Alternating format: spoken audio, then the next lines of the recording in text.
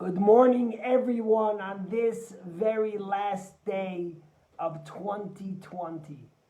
If you look on your Facebook page, on your Instagram or TikTok, wherever you might be, you're seeing all these good riddance 2020.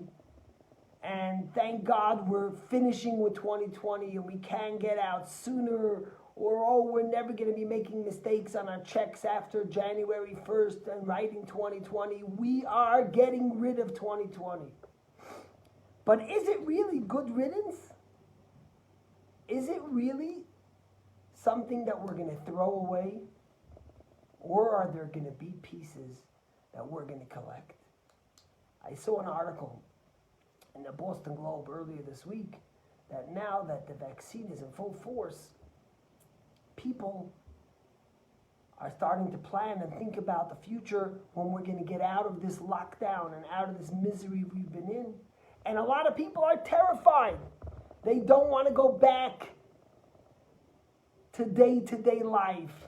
They don't want to go back to the hustle and bustle, the hour in traffic, the stress in the family, the less time they have with their children, with their spouses.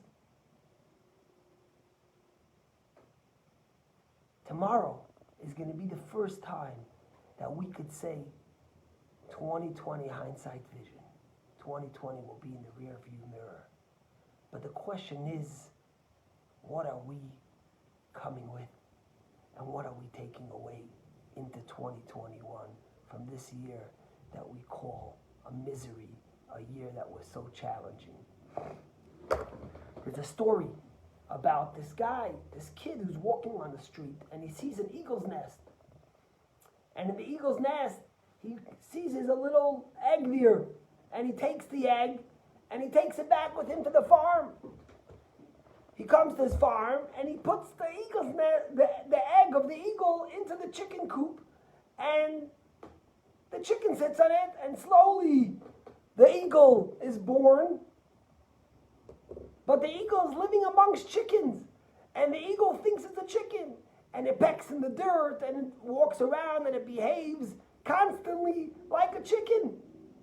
But then one day, this eagle that's behaving like a chicken looks up at the sky and sees an eagle soaring high above. And the eagle that's in the chicken's coop says, "If only I could be an eagle." You know why it said, "If only I could be an eagle"? Because really it was. And deep down it knew that it had the potential to fly and soar like an eagle, to go above and beyond what it was now. Now that we're going to have 2020 in hindsight vision, we could run away from it, or we could embrace the blessings and take it into the new year, as hopefully we start a year with less challenges. If you think about the people that soared like eagles this year, I was reading today that Israel has vaccinated 10% of its population in 10 days, literally, going towards being the first nation in the world to eradicate the pandemic, maybe within a month. And I think about all those people who flew and soared high up like eagles to get us to there. The scientists, the U.S. government investment, the nurses, the doctors, all the people that flew high up and were able to get us to this day where we could see an end to this pandemic. But when we're going to revisit 2020, are we going to throw it off the cliff, or are we going to embrace it and the things that it taught us and the people that were heroic? And each and every one of us was heroic in some sort of way. You know, in this week's Torah portion, we read the story of Joseph, where Jacob pleads with him and begs him to please take him to be buried in the land of Israel. And after they take him to be buried and they're on their way back, the commentaries tell us that Joseph stopped at the place, at the pit, where his brothers threw him in for him to die, and where he was later sold as a slave to pray. And his brothers were very troubled by this. Joseph's brothers thought that, aha, he's going back there now because now that our father passed away, he's still angry. He's still harboring a grudge towards us and against us. And now he's going to punish us. And he's going to hurt us. And they send a messenger to Joseph to say, Joseph, please don't hurt us. Don't do bad to us. We will be your slaves, but please don't hurt us.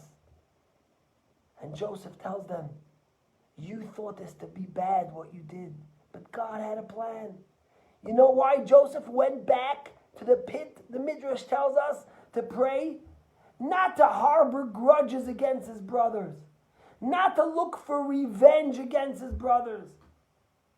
But to say a special prayer, a special blessing at the place where he was sold, where there was so much pain and so much suffering. He wanted to say the blessing, Baruch she'asa li neis b'makom hazeh, blessed is he, the Almighty, who made a miracle to me at this place, that instead of me dying, instead of me perishing here, I was sold into slavery, and today, look where I am, look what God did. I became the viceroy of Egypt, and I saved mankind from starvation, from hunger, from pain, from suffering. Joseph, the brothers thought Joseph was looking for revenge and harboring grudges. But Joseph was looking to take and harness that pain and to move forward and continue changing humanity. 2020 hindsight vision. Tomorrow when you look back at 2020, we all have to look back and say, Baruch she'asa li neis b'makom hazeh. We have to bless God for those miracles within the darkness, within the hardship. The food we had, the family we had, the company we had. The miracles of vaccines. The miracles of medicines that helped so many that could have died that didn't. Yes, there was pain. Yes, there was suffering. But we have to harness all that to fly like eagles and to soar up high. Yes, it might be 2021, but in Hebrew the year is 5781. You know, Israel is the only country where if you write a check and instead of writing December 31st, 2020, you write Tevet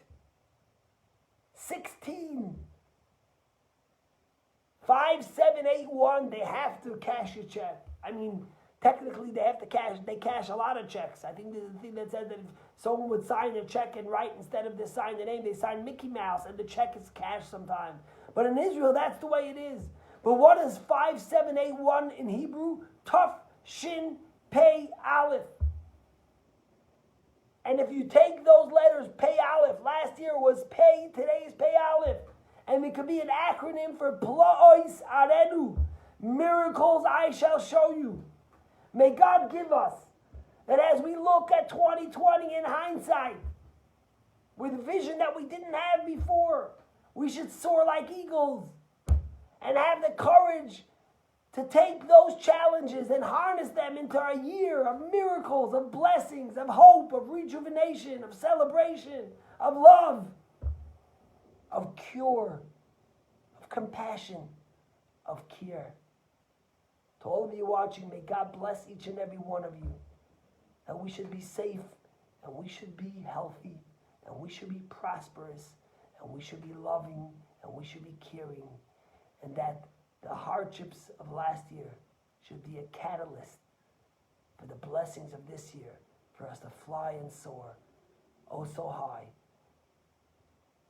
and to appreciate the blessings in our life.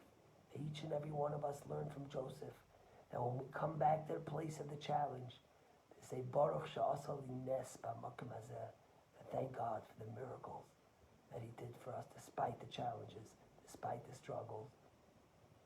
Have a great day. Happy New Year 2021.